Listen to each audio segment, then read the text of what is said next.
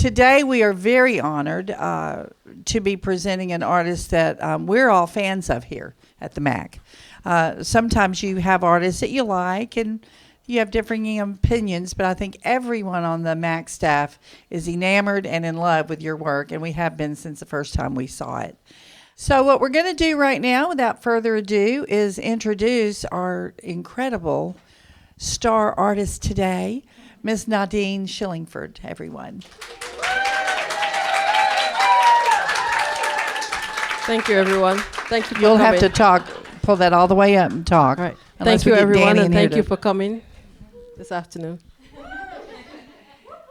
I told her we do the Artist Lounge just real organically. I like to just talk about a little bit of personal things, a lot about the art, a lot of questions that I have as a director here. I know that, Nadine, not only are we honored to have you here, it's a real treat to have an artist that really genuinely works, I would say, a large percentage in charcoal. Yes. And I love that. Now, I want to just share this really quickly. My father, who was an artist, a sketch artist, he predominantly did charcoals. And my grandfather and my aunt and other people in our family did a lot of charcoals. So it was something I grew up with. So it was very familiar to me. And being from Louisiana, a lot of character, a lot of people, they would draw family members and friends and characters. So charcoal to me was so familiar that it automatically was endearing to me. And I noticed that a lot of artists today, you don't see as many people working in charcoal. I think it's wonderful. I think it's a fantastic medium, so I can't be more thrilled with it. So I say to you or ask you, do you have a particular reason? Is there a particular way that you're drawn to charcoal? Is it just something you stayed with and loved as you began to be an artist? Tell us a little about that. So that's a good question. When I first moved to Nashville, I took a few little community classes. My initial group is somewhere in here, right there. Yeah, right. Took a class with Dee Dee, and most of it was painting. But the problem with painting, and especially for acrylic, is that you have to actually set up. You got to get your water. You got to get your brushes. And my daughter was really young at the time. She's probably 7, 8, 9 at the time, and I needed something that I could do without actually moving myself to a different room. So it had to be something that I could do right there while she's doing her homework or whatever. So that's how the charcoal came about. Besides loving to see charcoal, especially the white charcoal, the white pastel on paper, just the fact that charcoal is something that I can do without having to remove myself from, at the time, my daughter, is what attracted me to it. A lot of people think that charcoal is messy, so they kind of stray away from it. To me, it's not, because I use charcoal pencils. So that's why I love charcoal, and I kept with it. It's easy to me. It's easier. It's not as easy as pencil, which is what I started with. But it's not. I don't have to move to a different room. I can continue life. I can watch TV. I can listen to an audiobook while doing charcoal. So that's why I stuck with it. And of course, the question that I know you get a lot, all the time probably, is a PhD in computer science to this. Tell us a little bit about how that came about, because that's interesting, and you've been working in your art now for about 10 years. Mm-hmm. So how did that kind of come to fruition? So I think when I was younger, and my mom is in the corner over there, and she will tell you, my family is very academic. So my brother is a medical doctor. My older sister is a professor of school counseling. My younger sister is a nurse, and I have a computer science PhD. So we were focused a lot on academics. So art is not something that was really celebrated in the Caribbean. You knew people who drew, but that was about it. So I focused a lot on academics, and that was the way of getting out of the island for one, because I'm from an island in the Caribbean, and there was no other way of getting past like an associate's without actually leaving the island, and there was no other way of getting further in academia without actually doing good grades. So art wasn't on the list at all, right? You had to actually get as far as possible in something academic. You know, you had to be a doctor, lawyer, economic. I actually started college to do behavioral science. That's what I told them I was going to do. And I went there in the first semester and changed my major and didn't tell them until later. So, you know, she still talks about it. But yeah, I love the idea of technology. I love new things. I love, you know, I work in cybersecurity. I'm a federal contractor. So that's the kind of things that I love to do. But art is something that gave me something to do outside of that. I remember when I first moved to Nashville, I was still married at the time. And I remember thinking, if something happened to me right now, what would people remember me for, right? Because I was working at a job that I didn't necessarily like. It's the same job I do right now, but I still do it and I still like it because I have this to go along with it, right? So I remember thinking, I need something that I can, you know, that I can feel like I wake up in the morning and I enjoy it. So this is what art does for me. Well, that's interesting. You know, Monhaven, we have a major outreach program here, and healing arts is one of the things that we concentrate on, healing arts for veterans and also for civilians. And I have often found that all art is healing. Mm-hmm. So when you say that it was an outlet for you, and it does, it really does. For a lot of us, it takes you to another place to where, you know, you get so much out of it, whether you're painting professionally or because you're just drawn to it. Yeah. So we get to get the reward for you finding enjoyment. Yes. And From this. I will say when I first moved to Nashville too, I mean, my daughter was younger and I found the Centennial Arts Center, which is where Amy and some of the ladies here, where I met them. It was therapeutic, you know. Yes. The first community class that I took, a painting class, Didi was Didi, raise your hand. Let's embarrass Didi. Didi was the teacher. She was teaching painting. And for the most part, I tell people I didn't really take the class as much as went through therapy in the class. Allison right here was one of my neighbors in the neighborhood, and we'd ride together to class, and that was we would talk about our husbands and how much things we didn't like. And you know, and then we would get to class and Didi would have to be like, shh, you guys talking too much. Occasionally have to tell them to be quiet. Yes, because we talked right through the class because that was therapy. And, you know, it was the art, but it was also the way the art made me feel. You know, suddenly I was making friends. You know, I have my crew. You know, it gave me an outlet, and it also gave me a opportunity to just have something that I was known for. Well, you know, that's funny because I'm not. Now, look, I say I'm not an artist. You know what I mean by that. I'm not an artist. But I like to paint or do some things. But I'm one of those that will get the canvas and start painting at, 10 or 11 in the morning and at 8 at night.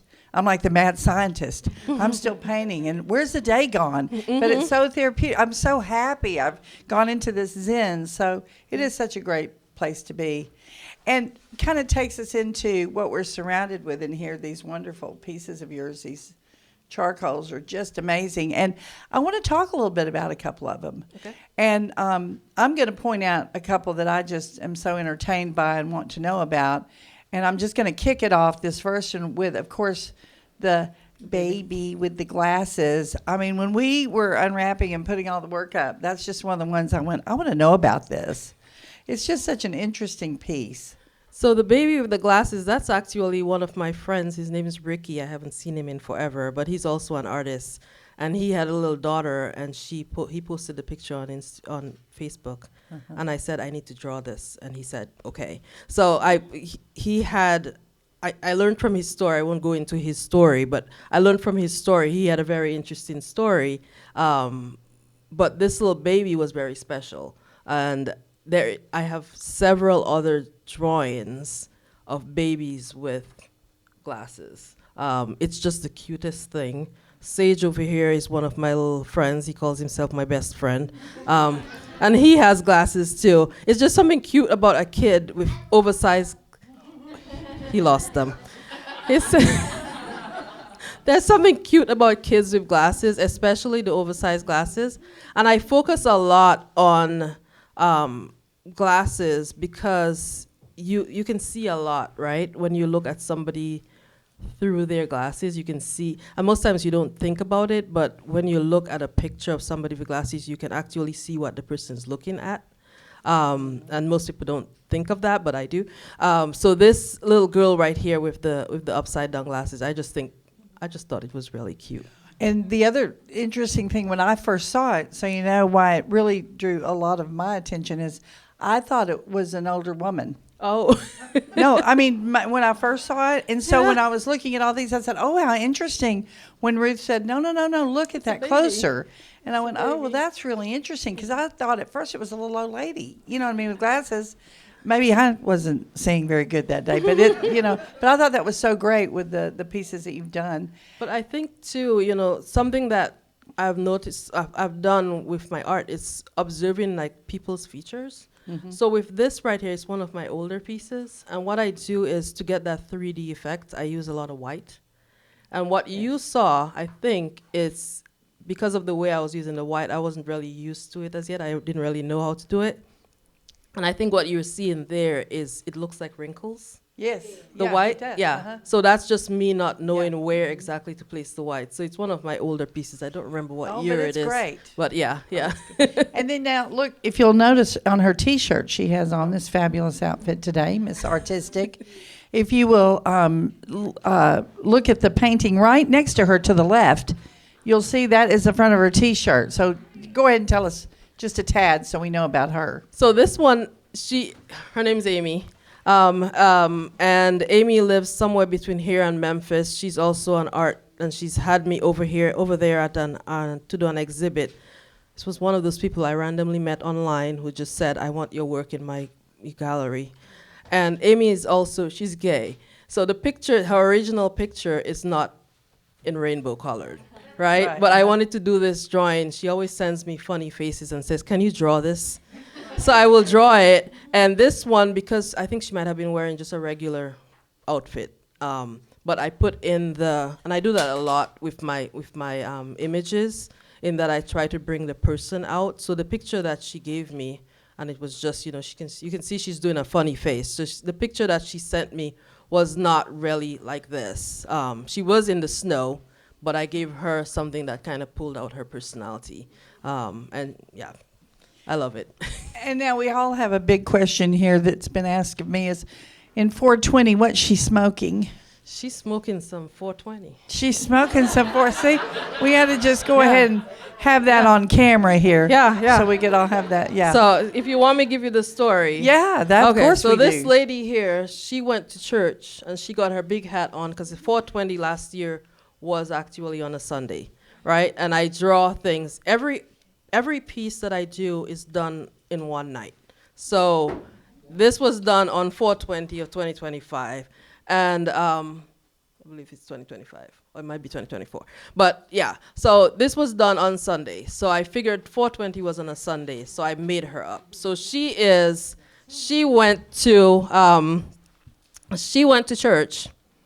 She got her big hat. She got her nice outfit from Ross Dress for Less, because that Ross always comes out in my stories. She got her nice outfit from Ross Dress for Less. She went to church. She's the door person. She's at the front door. The person. She's the greeter. Yes. So the pastor is preaching. You can't go inside because she's the greeter. And some little girl comes, and she's wearing a tight little dress, and she just gets on her last nerve, right? And she's chewing gum in church. She's doing all the things my mom said you're not supposed to do in church. And she's sitting by the door, and she's the guard. And the girl comes in while she's not looking and bangs the door. And, what is her name? Can anybody see I don't remember her name. Yeah, I think I have it written right here. Her name, yeah. No. She is in church, and she's thinking, I'm going to need to do something after church. So after church, she gets one of those, and she relaxes herself. Full disclaimer, I have never smoked weed in my life, but I love making stories. Oh, gosh, I love it. That is great.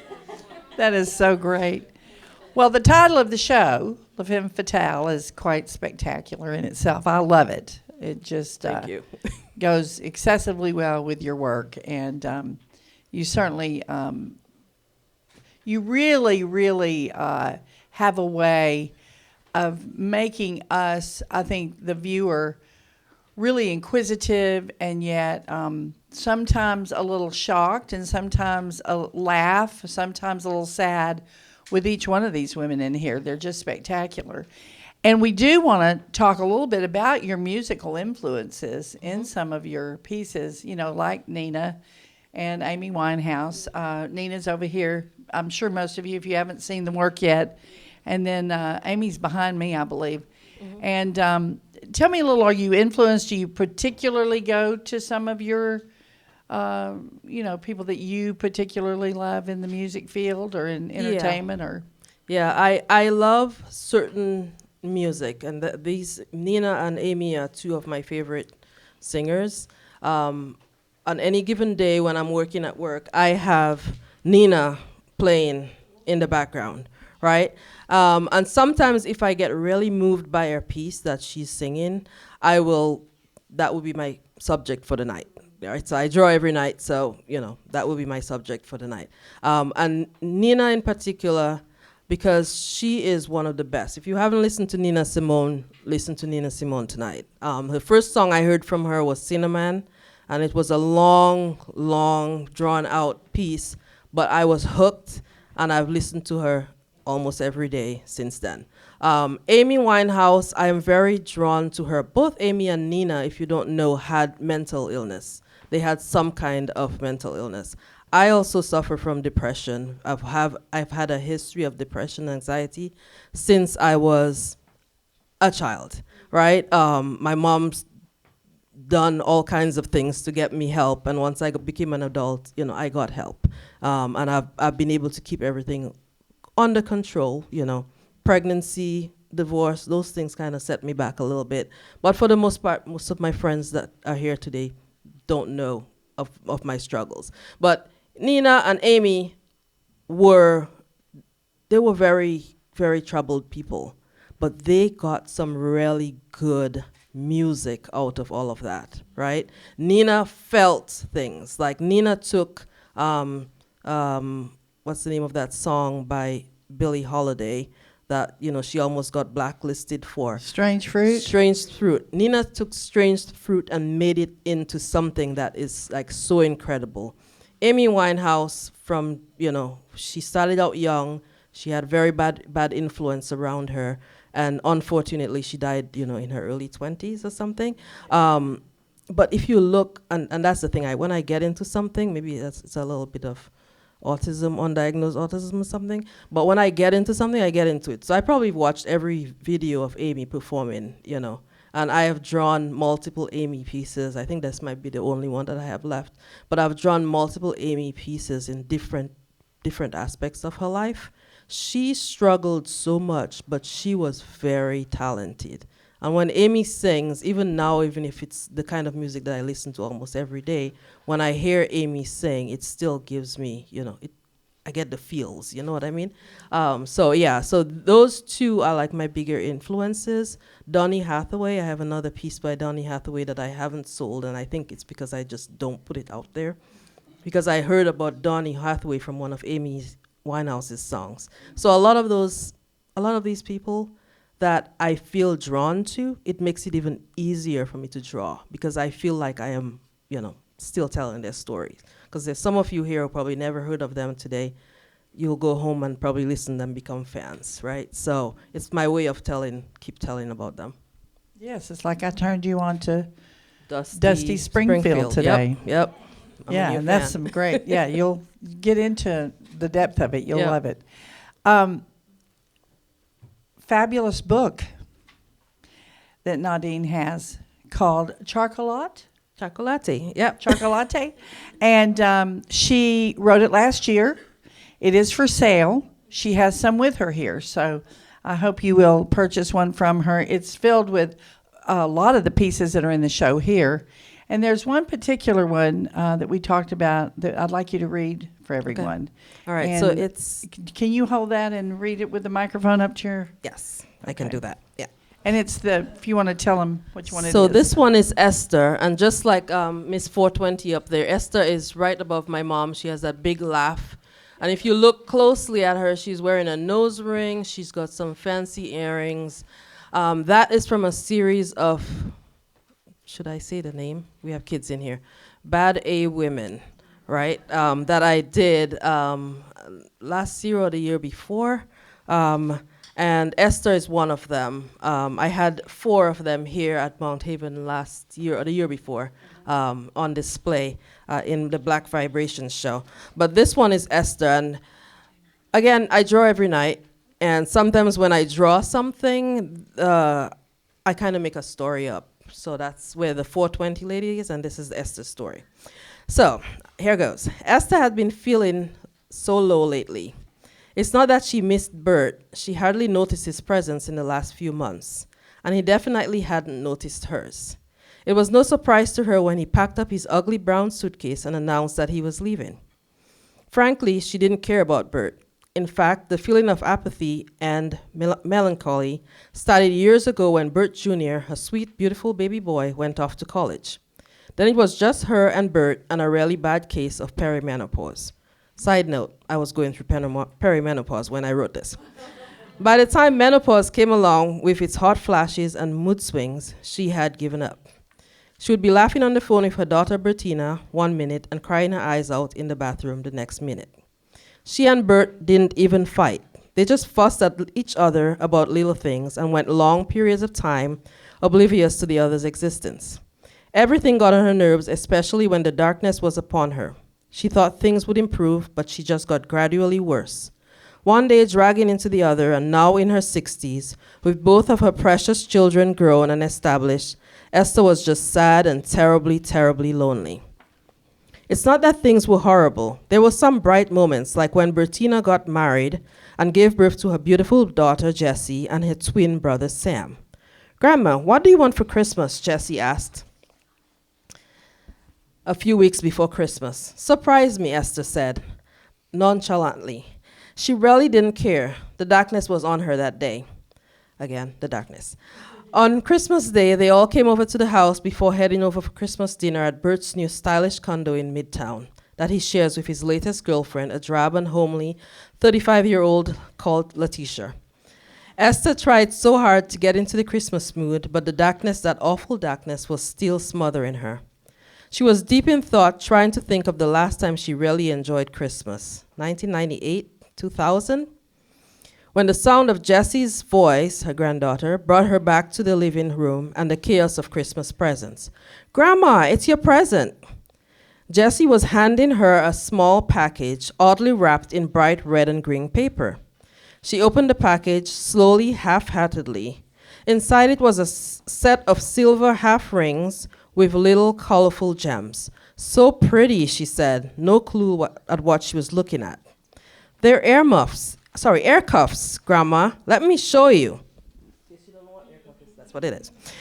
Jessie said, grabbing the box and proceeding to hook each of the half rings on her grandmother's left ear. "Air cuffs? What will you guys think of next?" Esther replied. "Let me go look at myself in the hallway mirror," she said, attempting to stand up from the sofa. "Wait, there's something else in the package, Grandma." "Yeah? Yeah." Jessie rummaged through the loose paper and pulled out a tiny little diamond stud. "What is it?" "It's a nose ring," Jessie giggled as Sam came to stand next to her. "Look, Mom, Grandma got a nose ring for Christmas," laughed Sam. And there's a typo in the book. Skip a page. "But I don't have a nose piercing, Jessie." "You don't need one, Grandma. It's a clip-on." She reached over to her grandmother's nose and snapped the tiny nose ring on her left nostril. "Ouch!" exclaimed Esther, touching her nose, which instantly turned beet red. "It just hurts for a second, Grandma. But you're gonna look so freaking cool," Jessie said as she snapped a ring on her own nose.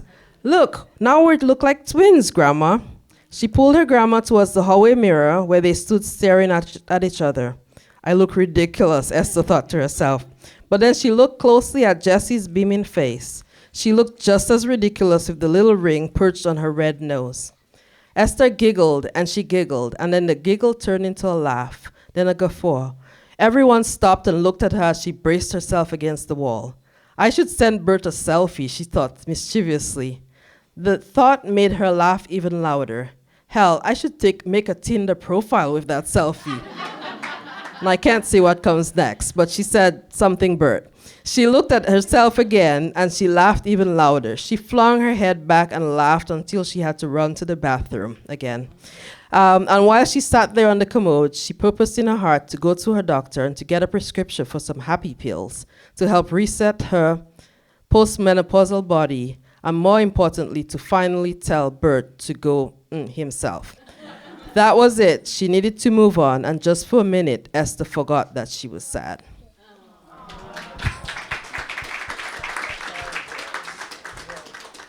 Wonderful. And you As can I see said, Esther over there with the nose ring. that is so good. And as I mentioned before, she does have the book here with her, and this is wonderful. We can't thank you enough for being here. I know you have a lot to share with people, and I want to open up the floor a little bit now. It's a good time. I know some of you may have some questions for Nadine about her technique or her life or her, inspirations. And I really like to take some time so the community can interact. So let's open the floor now. If anyone has something they'd like to ask Nadine about. Yes, sir. Oh, well, and I love that. Very nice. Oh, I Seiji. love that. Thank Very you for nice. drawing that. Oh, you Very did. You good. drew the speaker. All Very right. good. Well, you did a good job. Thank you. Okay. Do we have any questions? Yes, ma'am. My question is, are all of the people we're looking at real people, or do you draw from the inspiration within so that we see images that are a whole part of your imagination? Yes. Yes and no. So there are people here who are real people. Like I mentioned, the little girl with the glasses. Amy right here is an actual friend. Nina Simone, Amy Winehouse. But the others are basically, these are two of my cousins, Tess and Shara. But most of those stories that I'm telling, they are stories that I just came up with. And sometimes it goes with this, I think of the story and then I draw the person, or sometimes I draw the person and I come up with a story. But yes, it's a mix. It just, there's no real rhyme or reason with how I draw. It's kind of how I feel on the day, so it might be a day for an imaginary person in my head. It might be a day for somebody because I heard a particular music piece, or it might just be, I really like this picture of this cousin who said, please draw me. That's it. Yes. Yeah. Oh. Can you tell us, Nadine, about the three that are on this wall? Yeah, I actually told her I wanted to bring that into discussion because I love those pieces and the pastel, beautiful. So those are called story time, and they're basically a series of 10 pairs of women basically in the middle of conversation. So I call it story time, and it started the original. They're gossiping, actually. Yeah, they're gossiping. Yeah, I think that was the original title, but I changed it to story time to make it more politically correct. So each of them is they're in the middle. It's like you catch people in the middle of a story. What would they look like? And that was what I was trying to catch. And all of them have some kind of patterned clothes. There were 10 of them. I think that might be. I think I have 4 left. The 6 of them have gone. But they're all wearing a patterned outfit. Actually, that wasn't the original name. The original name was the Big Butt series, because all the women have big butts. That was the original name. They all have, so that was the goal. And the only one that's actually, they're all from the back, right? So they have patterned outfits. They're bigger women, because I wanted to represent, the bigger women. And the only one that's actually facing forward is that one in the middle, which they're actually wearing the national costume of Dominica, where I'm from, right? So that's what that outfit is. And they're in the middle of the laugh. And I have one of my youngest aunties. My mom has like 9 brothers and sisters. And the youngest ones are almost our age. And Cindy laughs like that. So that's kind of like a Cindy laugh right there, where you just throw your head back and laugh, right? So that's what I was trying to catch. I was trying to capture that laugh that makes you happy.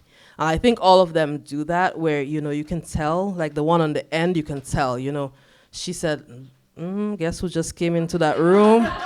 You see it, right? And she's like, who, don't look now, don't look now. Right? That's what you get. And that one over there is saying, that one on the side right there, she's saying, and I told him don't do that. But he did, right? Yeah, so that was the goal for that series. Yes, sir. Yes. Could you tell us about the middle picture right there? Oh, that's Cindy, actually. Yeah, that's the person I just spoke about, my youngest aunt. So the middle one right here. Yeah, I didn't remember that I had it. So my auntie Cindy is one of the happiest people you ever meet, right? She's always, that's my mom's sister. She's always laughing. And this is her first grandson. And she's hugging him in this tight hug that just looks like he disappeared into her body. So I saw that picture, just a side picture, and I'm like, okay, I'm drawing this. So that was the inspiration for that. It's just a grandma seeing her grandson that she hasn't seen in a long time, just give him that hug that just envelopes him. Great piece. Thank you for pointing that out. Yeah. Yes, in the back, uh-huh. Yes. Me also being a painter, I always find it fascinating when people can fully imagine new faces. Mm-hmm. Can you explain your technique of that, like for all the imagined, women, people that you have? So that's a good question, because I don't really start from scratch with most of my pieces. I can take her face right in front of me and make her into somebody else. So it's very hard. I don't know anybody in here does portraits, but when you do portraits, I always start with, in any of my pieces, I start with the left eye, right? So it's very different from how, in art school, I guess they teach you, you do the proportions and everything. I always start with the left eye, and then I go around there. Recently, I had to do a piece for I call her a collector because she has other work for me. And I had to give her back the money because I couldn't get the 2 eyes to align. So that's something that I want to learn how to do better. That is just imagine something and draw it. But for the most part, I look for a face that's similar to what I want to do and draw it. So that's that for example, that would be some random person on the internet. I will get the features and then I will give her, I'll tell the stories with the particulars about the piece. Does that make sense? Yeah, okay. Any reason why the left eye? I don't know. She doesn't know. I don't know. It's just something that I started doing. It's just, because when I drew, when I was younger, like trying to teach myself how to draw, I would do try and follow the books where they tell you, you do the circle and the eye has to be this proportion from. My brain doesn't work that way. But if I do the left eye, then once I do the left eye, I move away and do the other eye. Well, actually, most times I do the left eye, then I do the nose, then I do the other eye, then I do the mouth, right? And it's just something that I started doing, and that's just my process. And sometimes the most difficult is when the person's face is slightly tilted. And then it's very hard to get that left eye aligned, the right eye aligned with the left eye that I already have, and things go sideways. And that's what happened with the last project that I was working on, where I just couldn't. Her face was tilted, and I just couldn't get it to align. And I finally just I was like, I'm just gonna give you your money back because I can't get this to work. So it's just my thing. Yeah. Any other questions? Anybody have another question? That yes. Mm-hmm. Oh, Sandy in the back. Oh, sorry. I'm sorry. She was pointing in the back. I know you, and so I know your story, and so I'm wondering, or I know some of your story, and I'm wondering if the inspiration for Bad A Women it is autobiographical or Yep. if it's females in your family line, or if it's just a broader, or where the inspiration. So the women, not the big A women, the bad. Okay, all right. I use a lot of cuss words. Sorry, mommy. Sorry, mommy. That I think was just my way, because a lot of the stories there and the drawings are of older women, and I think at the time when I drew them, first of all, I realized that I was going through perimenopause, and last year I surgically had the hysterectomy, so I went surgical menopause. But I realized that I was going through that, and I was also getting over, a divorce. It's been a few years, but I was getting over a divorce, and there's a lot of emotion that goes through those particular life events, and I do that. I write stories. A lot of the stories that like the one I just wrote, she's thinking about Bert. You get divorced, you still think about the person that you left behind, right? Even if the person has moved on. So a lot of it is kind of autobiographical, because I am thinking a lot about getting older, Haley's left home, all the things that I'm processing. To me, it's the easiest way is to write stories about it or to draw about it. When my dad died in 2017, I wrote a whole book, a biography of his point of view and my point of view of different events in our lives, right? And that was how I dealt with it. Because at the time when he died, I was sad, but I was also mad because he wasn't always the easiest person to deal with, right? So I had a lot of stuff that I needed to process. So I started to write it. One of my memories of him was him not wanting me to go to the graduation ball, right? We call them ball. You guys call it prom. We call it ball back then. He didn't want me to go. I was secretly dating this boy. The boy was going to the prom with me. And my dad did not want me to go, right? But I went. He finally decided, and I went. So one of the stories that I wrote was from my point of view, when he came and picked me up right after dinner before the dance, and I cried the entire night. I cried the entire way home, because I was embarrassed and sad and embarrassed for the guy that I had gone with. But now that I'm older and I have a kid, I realize that, I can see how he felt, right? Because I know what it feels like to have your kid, be away from you and not losing that control, right? So to me, when I write those things, a lot of it is autobiographical, because it's me processing stuff. And whether it's a long actual book that gets published or just a drawing, it's all my crazy self. Yes, ma'am. Oh, yeah. Hi, I hope this is okay.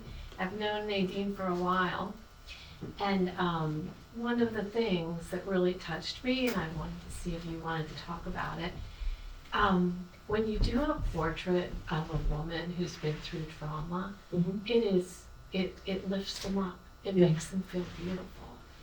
And one of the, particularly, remember the show at the co-op? Yeah, so I was wondering if you wanted to talk about that series, because I remember meeting so many of the women whose portraits were hanging on the wall, and them telling me, like, just their personal stories of how it made them feel to have been your subjects. Okay, so in 2019, when I started doing this charcoal stuff, in October of 2019, I decided to do a series of women who have gone through breast cancer. Those of you who don't know me, these are store-bought. Okay, so I've had this, I've gone through the process too.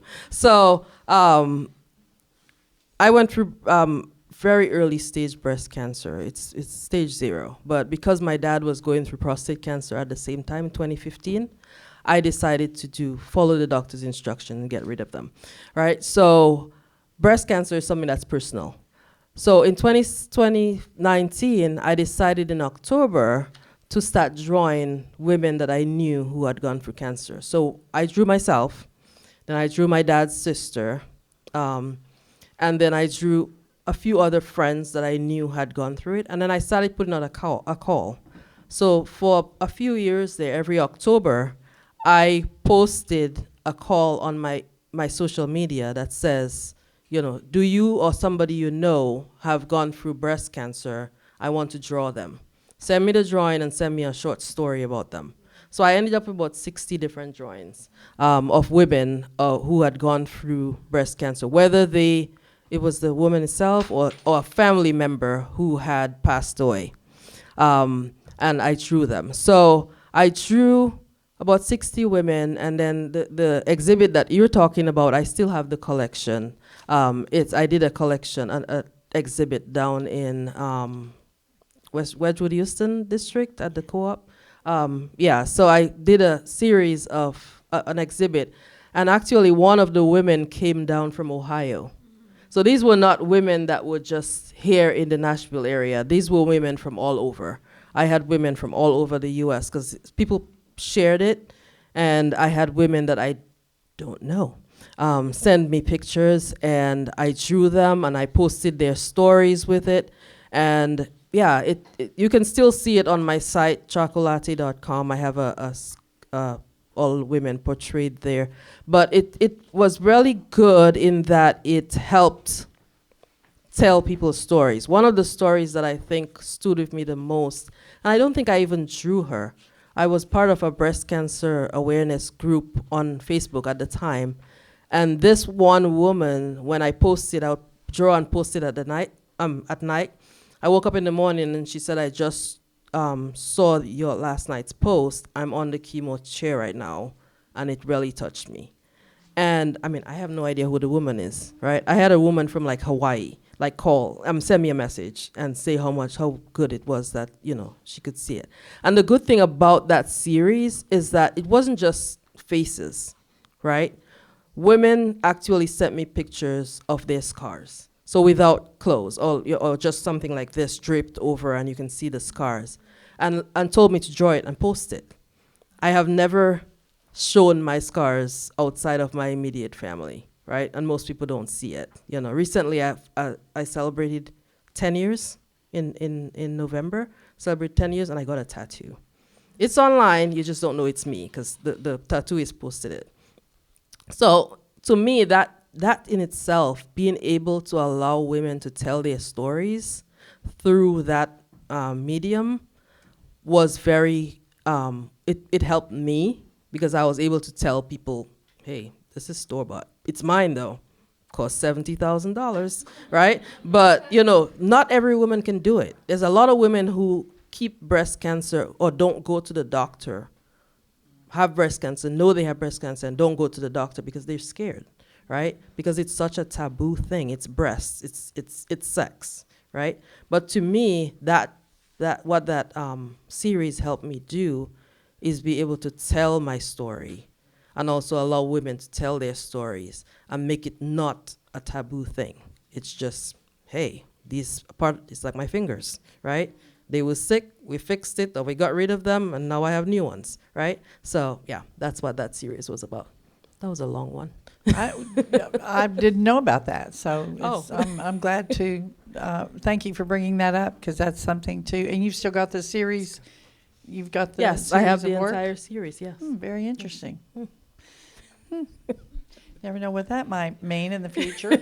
Yeah, absolutely. And I know you, I think, had a comment. I was just going to thank you so very much for the curves. You do such a beautiful job with curves.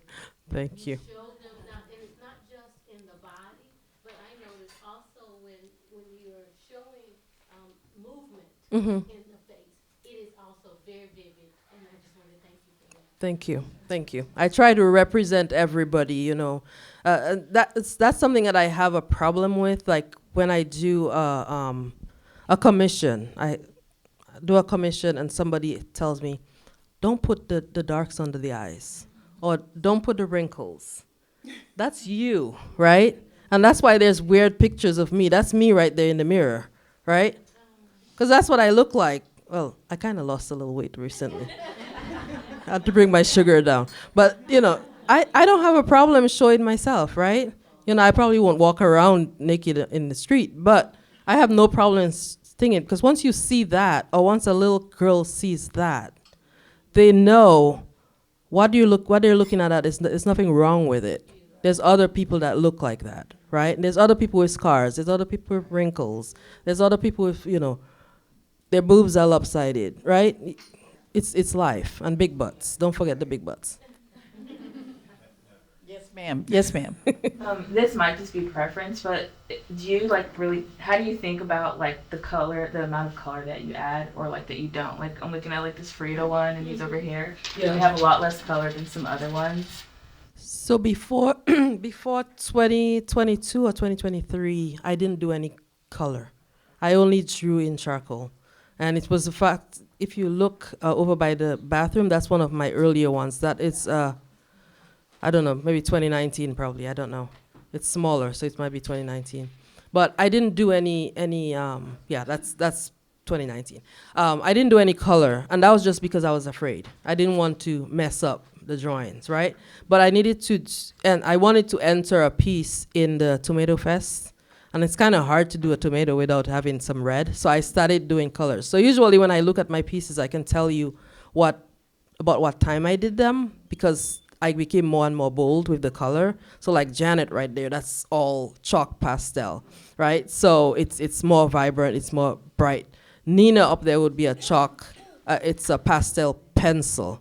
So it's not as bright. There's color, but it's not as bright. So I started adding, experimenting with more color.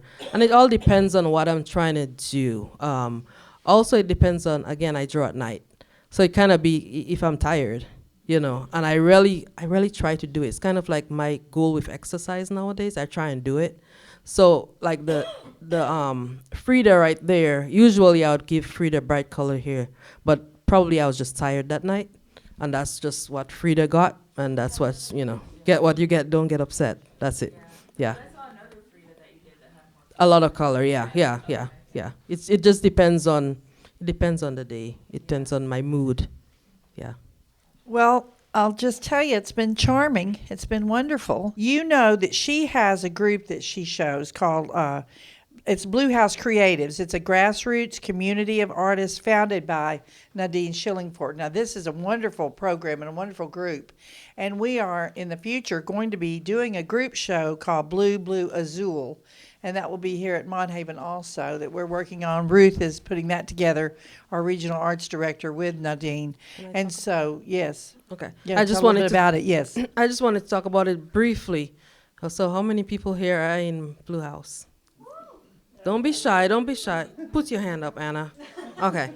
All right. There we go. So Blue House Creative started out last August. It was kind of me being very bored one day and thinking, I'm going to look up actually it started out with an Instagram group.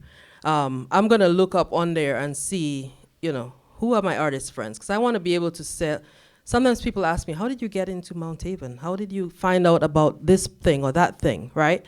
So I decided, let me just do an artist group. So I invited all my friends, and we started this group. And then in August, we figured we'd just meet, right? So my house is blue. I had just got some blue siding.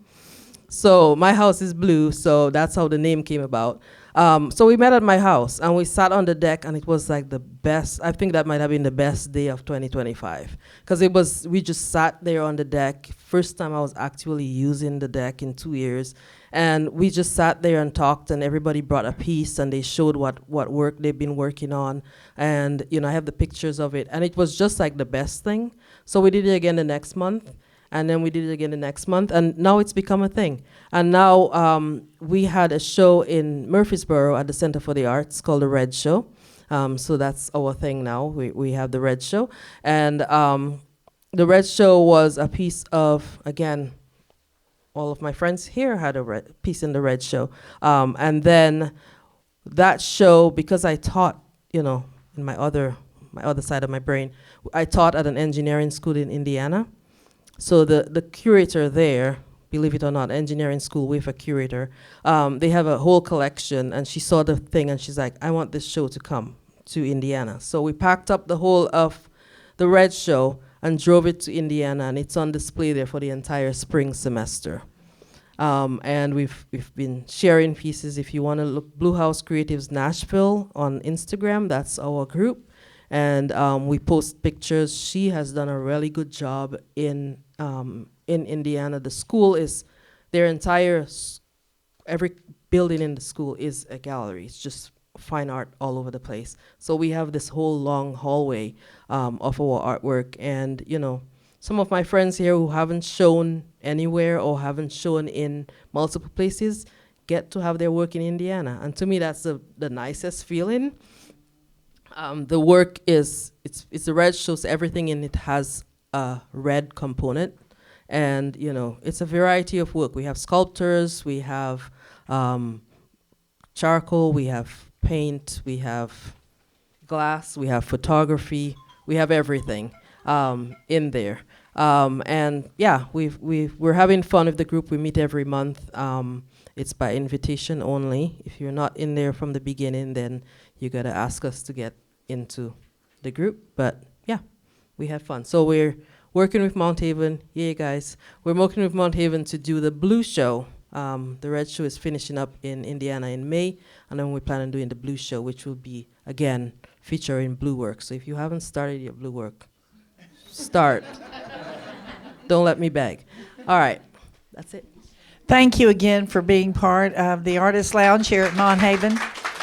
We certainly appreciate you. Enjoy the rest of your day.